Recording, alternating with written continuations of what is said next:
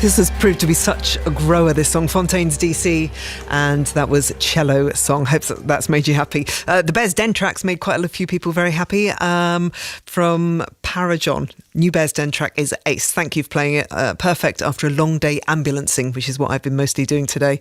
We have live music on the way. We're going to be serenaded. I think it's just going to be the perfect wind down, lovely way to spend your evening. We have Fen Lily coming up. She's going to sing for us. The song we've been playing on the show is called Lights Light Up. And she'll be doing that, and then also a lovely cover as well, a Tom Petty number on the way. So Fen Lily are coming up, and also obviously lots of great music as well.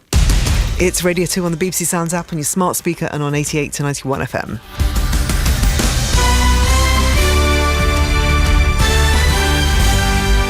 With the BBC News at 8 o'clock, this is Jason Kay. Joe Biden has urged the main parties in Northern Ireland to resume power sharing at the Stormont Assembly. Speaking in Belfast to mark the 25th anniversary of the Good Friday Agreement, the US President warned that peace was not inevitable and insisted the economic opportunities for Northern Ireland were just beginning. The Liberal Democrat leader, Sir Ed Davey, echoed Mr Biden's call. It's a great time to celebrate the Good Friday Agreement and the peace that we've seen in Northern Ireland, and Liberal Democrats welcome the fact that President Biden has come to join those celebrations.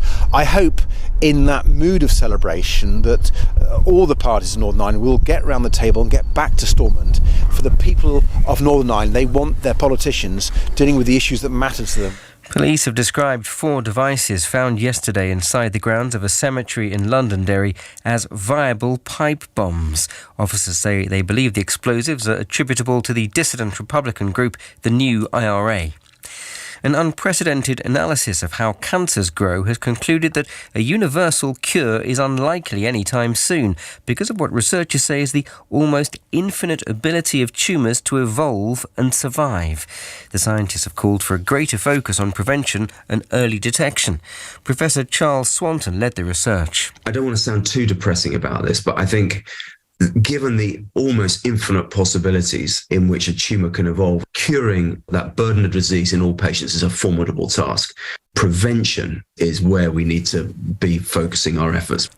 Prince Harry is to attend next month's coronation of his father, the King, without his wife or children. They'll remain at home in California. Roy Nicker, who's the royal editor of the Sunday Times newspaper, says it'll be the first time the Duke of Sussex will have been seen with the royal family since his memoir was published. We know there are still tensions with his brother William, who he's barely spoken to. And we've heard a lot from Harry over the last few months with his book and his Netflix documentary, so it's going to be tricky for William and the rest of the family. But I think when all said and done, the King will be really pleased at the end of the day that his youngest son is going to be there by his side on Coronation Day. The former Health Secretary Matt Hancock is being investigated by Parliament's standards watchdog for allegedly putting pressure on an official who was considering a possible breach of the MP's code of conduct. A spokesman for Mr Hancock said the need for an investigation was clearly a misunderstanding. Twitter has changed the label on the BBC's main account on the platform after the broadcaster objected to the wording. It now describes the BBC as publicly funded rather than government-funded media. New York has appointed its first rat czar. Kathleen Corradi has said that she'll be taking on the estimated 2 million rats in the US city by tackling litter and food waste and using new products to exterminate the rodents. And the weather. Tonight will remain cloudy with spells of rain in northern parts, turning drier and clearer further south, but sharp showers will linger in places. And that's the BBC News at 3 minutes past 8. This is Joe Wiley. Joe Wiley. BBC Radio 2.